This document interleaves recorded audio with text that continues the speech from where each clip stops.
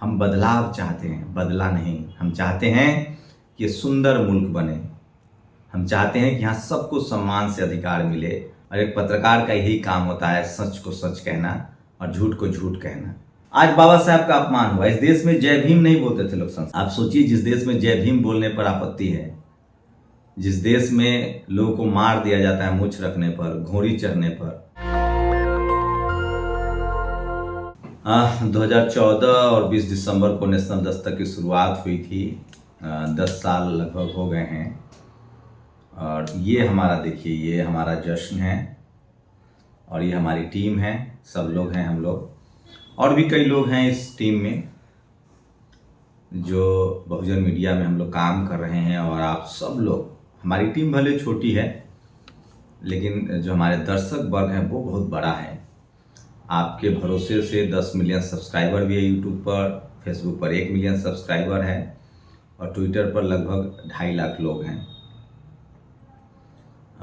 जब मैं कॉलेज में था Indian institute of mass communication में, तो प्रोफेसर्स पढ़ाया करते थे कि आप जो सोच रहे हैं वो आप नहीं कर सकते हैं, क्योंकि मीडिया आप शुरू नहीं कर सकते हैं, टीवी अखबार इंडिविजुअल चला नहीं सकते हैं।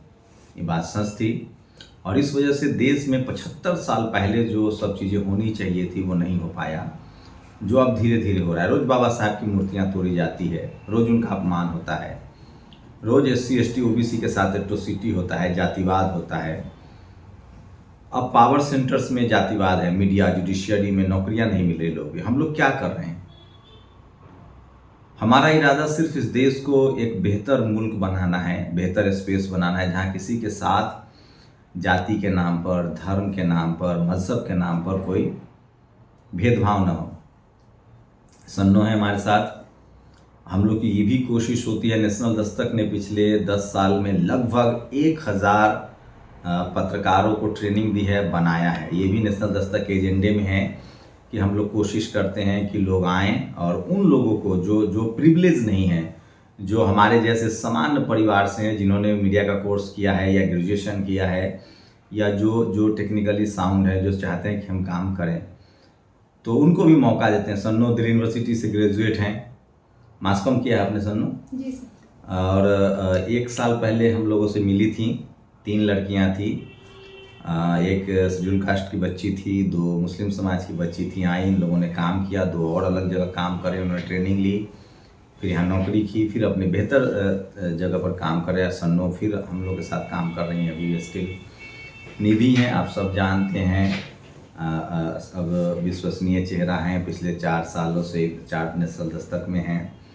इन्होंने मास कम्युनिकेशन MPhil किया है दिल्ली यूनिवर्सिटी से, सोचिए MPhil।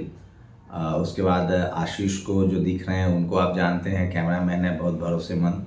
पिछले इनको भी 3-4 साल हो गए हैं। उसके बाद मेरे साथ सरवन हैं। शरवण भी इंथुसियास्टिक हैं और बहुजन आंदोलन को समझते हैं, ग्रेजुएशन किया इन्होंने। मेरे साथ रंजय हैं, तो रंजन ने भी मास कम्युनिकेशन किया आपने। तो हम लोग की कोशिश है, ये नहीं सिर्फ हम बातें नहीं करते हैं, हम उसको जीना चाहते हैं कि मैं आपको टीवी स्ट्रक्चर की बात बताऊं, अखबार स्ट्रक्चर की बात बताऊं, तो इस देश में अगर आप पत्रकारिता करना चाहते हैं, जो सो कॉल्ड मीडिया हाउसेस है, जिसको मैं जातिवाद मनुवाद का अड्डा कहता हूँ, वहाँ डाइवर्सिटी नहीं है। इसीलिए वहाँ अगर आपने मास कम्युनिकेशन कर भी लिया तो आप वहाँ इंटर्नशिप नहीं कर सकते, आपका रिज्यूमे नहीं जा सकता, क्योंकि उस नेक्सस में आप हैं ही नहीं। आपका कोई चाचा मामा फूफा ताऊ है ही नहीं, पूरा नेक्सस है। कॉर्प जैसे कोलोजियम सिस्टम है, ठीक उससे, मतलब मीडिया में तो, जुडिशियरी में तो फिर भी जो है वो डाइवर्सिटी आ रही है। SC ST OBC के लोग सुप्रीम कोर्ट में भी जज बन रहे हैं। मीडिया वो एक अभेद किला है जिसमें अभी भी SC ST OBC के लोगों का उस 1-2 हम जैसे लोग हैं जिसके नाम में कुछ कन्फ्यूजन हो या बहुत जद्दोजहद के बाद मीडिया में चले भी जाते हैं, लेकिन उसके बाद उनको छोड़ना पड़ता है। बहुत सारे लोगों का मैं नाम जानता हूँ। नवीन को छोड़ना पड़ा, अशोक दास को छोड़ना पड़ा, मीना कोटवाल को छोड़ना पड़ा, सुमित को छोड़ना पड़ा, विक्रांत यादव को छोड़ना पड़ा। अभी एक और OBC के पत्रकार ने बहुत पहले आज तक से छोड़ा था। तो इसलिए क्योंकि वहाँ सफोकेट किया गया था। अगर आप थोड़ी सी भी उनके आइडियोलॉजी से डिफर करेंगे और आप संविधान की बात करेंगे, रिजर्वेशन की बात करेंगे, SC ST OBC, और खासकर अगर सपा बसपा RJD JDU के बारे में बात करेंगे तो आपके पत्ते काट दिए जाएंगे। आपको हालात इस तरह से कर दिए जाएंगे कि नौकरी खत्म। ये तो शुक्र मनाइए कि सोशल मीडिया, और इसका इम्पैक्ट क्या है, मैं सिर्फ ये कह रहा हूँ, इम्पैक्ट समझिए। आज बाबा साहब का अपमान हुआ, इस देश में जय भीम नहीं बोलते थे लोग संसद में, आज बाबा साहब का अपमान हुआ, पूरा देश खड़ा है। रोहित वेमुला की संस्थानिक जो हत्या हुई थी, उसके बाद उस समय नया था एकदम नेशनल दस्तक, ये अभियान चला और आज हजारों लोग काम कर रहे। और सच मानिए हम लोग 10 साल से लगातार काम कर रहे हैं, रोज एवरीडे, लेकिन हम चाहते हैं कि ये काम जिम्मेदारी का काम है, हजारों लोगों को बोलना पड़ेगा। और सोचिए, इसका इम्पोर्टेंस समझिए कि ज्योतिबा फूले साहब बुद्ध क्या थे, कम्युनिकेटर थे। उस समय टीवी अखबार नहीं था, बट उन्होंने घूम घूम के कम्युनिकेट किया। गुरु नानक साहब क्या थे, वो घूम घूम के उन्होंने अपने बात नो रेस नो कास्ट कहा। संत श्रीमणि रविदास को कैसे जानते हैं, उन्होंने घूम घूम के अपनी बातें कही। कबीर कैसे जानते हैं, उन्होंने घूम घूम के अपनी बातें कही। तो वो भी एक मीडिया का पार्ट था, उस तरीका अलग था। उसके बाद जब अखबारों का दौर शुरू हुआ, अगर आप 18वीं शताब्दी, 19वीं शताब्दी, 20वीं शताब्दी में देखेंगे, ज्योतिबा फूले साहब ने अखबार में लेख लिखे, बाबा साहब ने अखबार शुरू किया, मूक नायक, वृद्ध, बहिष्कृत भारत, समता, अनटचेबल, तमाम अखबार शुरू किए। साहू जी महाराज ने सब करवाया। मीडिया बहुत ज़रूरी है ताकि आप एक रिश्ते में बन सकें। अगर कहीं कोई अत्याचार अन्याय होता है तो आपको पता चल सके। और डेमोक्रेसी में मीडिया की एक अपनी भूमिका है, और बहुजन समाज के पास, इस देश के 90% लोगों के पास होना बहुत ज़रूरी है।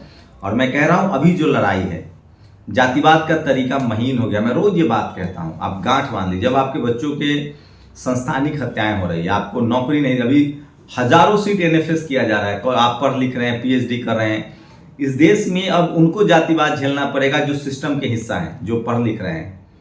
जो अपने जातिगत पेशे में है वहाँ उनको जातिवाद नहीं झेलना पड़ेगा। मैं लोहे का काम कर रहा हूँ, लकड़ी का काम कर रहा हूँ, चमड़े का काम कर रहा हूँ, खेत जोत रहा हूँ, ड्राइवर हूँ, सब्जी वाला हूँ, तब ठीक है, सब एवरीथिंग इज ओके। जैसे ही हम उस धंधे में जाएंगे, उस काम में जाएंगे जिसमें मान सम्मान है, media, judiciary, college, university, bureaucracy, business में है।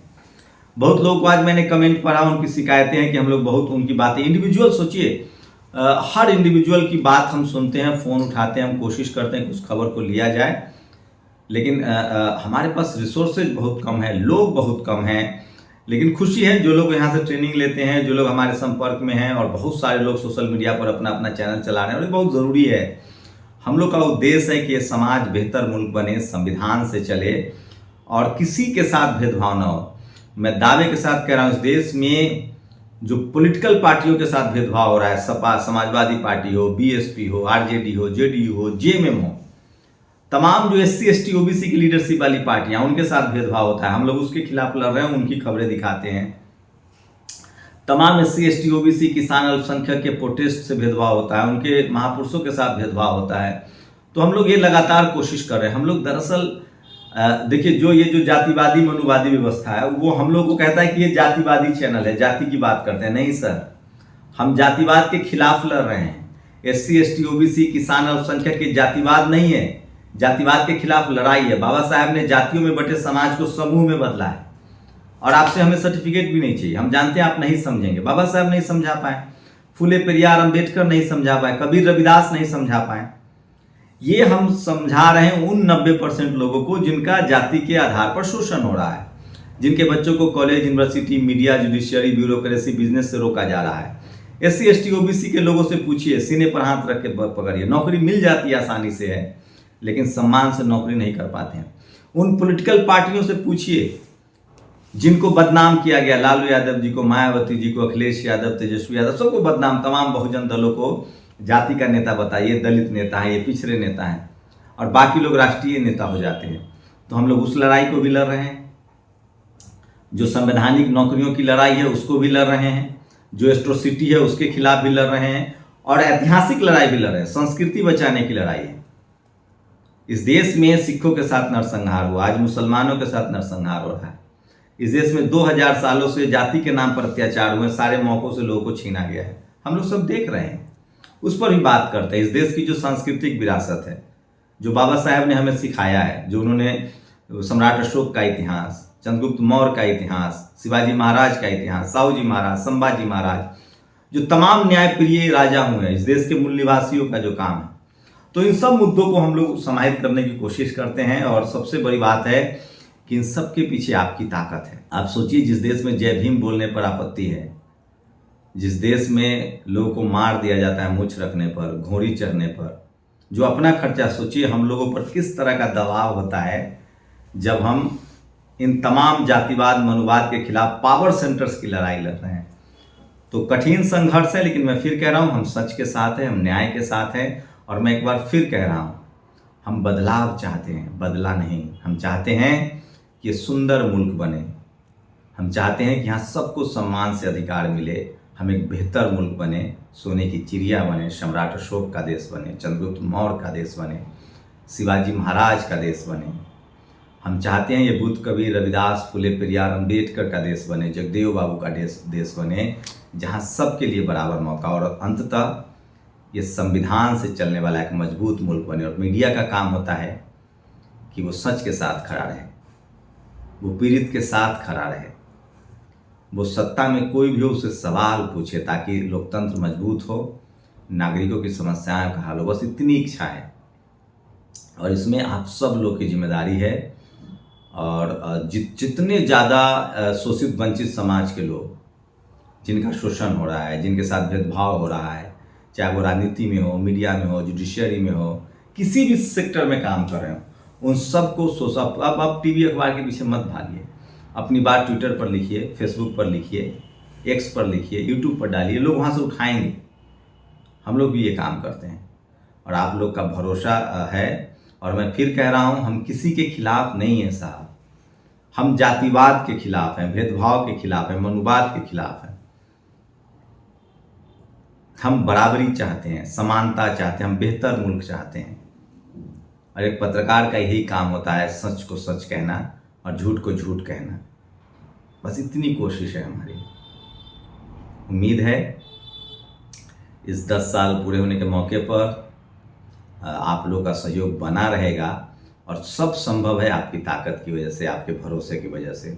मैं इसलिए कह रहा हूँ, एक जागरूक नागरिक बनिए, लोकतांत्रिक नागरिक बनिए, संवैधानिक नागरिक बनिए, और जाति के आधार पर, लिंग के आधार पर, धर्म के आधार पर अगर किसी के साथ भेदभाव होता है तो उसके खिलाफ संवैधानिक तरीके से, संवैधानिक दायरे में अपनी आवाज़ उठाइए।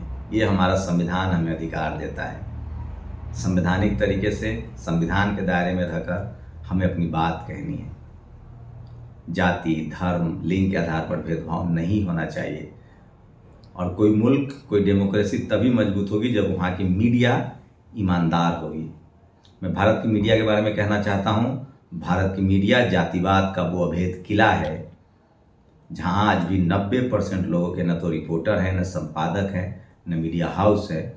और जब तक ये अभेद किला नहीं टूटेगा, तब तक इस देश में डेमोक्रेसी नहीं आएगी, पूरी तरह से डेमोक्रेटाइज नहीं होगा सिस्टम, डेमोक्रेसी मजबूत नहीं होगी, सबको रोजगार नहीं मिलेगा, गरीबी, बेरोजगारी, रोजगार की बात नहीं होगी, और जो अत्याचारी हैं, अन्याय करने वाले हैं,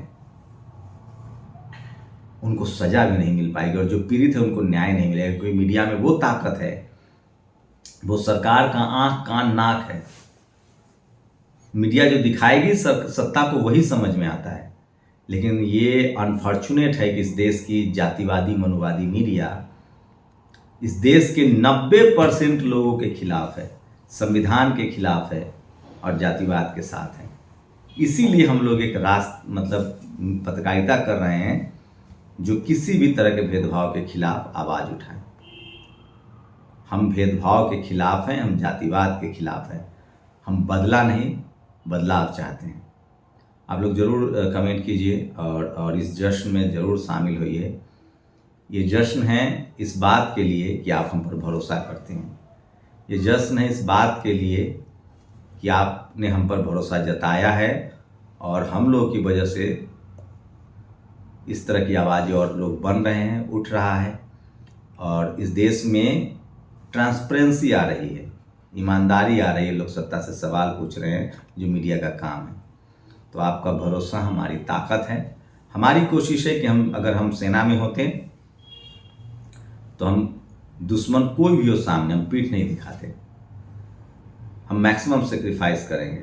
अगर हम टीचर होते तो ईमानदारी से पढ़ाते, अगर हम दवाई बेच रहे होते तो ईमानदारी से दवाई बनाते, अगर हम दूध बेच रहे होते तो उसमें मिलावट न करते, अगर हम जो काम, ईमानदारी क्या है, आप जो काम कर, अगर मैं टीचर होता तो ईमानदारी से पढ़ाता, अगर मैं सेना की नौकरी करता तो मैं ये नहीं देखता कि कोई मजबूत मुल्क है तो भाग जाऊं, कोई कमज़ोर मुल्क है तो लड़ूं। मैं भारत की सेना की तरह डटता, लड़ता। भारत की सेना का दुनिया में क्यों इतना नाम है, प्रतिष्ठा है, चाहे शांति सैनिक के रूप में, चाहे सेना के रूप में, क्योंकि वो कभी भी अन्याय के साथ नहीं होते, न्याय के साथ होते हैं। उसी तरह से पत्रकारों की जिम्मेदारी होती है कि आप हमेशा न्याय के साथ हो, अन्याय के खिलाफ हो। इतनी सी काम है पत्रकारिता का, और कुछ नहीं है। शुक्रिया। नेशनल दस्तक की आपसे गुजारिश है कि अगर इसको बचाना चाहते हैं तो नेशनल दस्तक को सब्सक्राइब करने के लिए रेड कलर के सब्सक्राइब बटन को दबाएं, फिर बेल आइकन की घंटी दबाएं। नेशनल दस्तक को बचाने के लिए बहुत ज़रूरी है कि हर खबर को शेयर करें, लाइक करें, कमेंट जरूर करें।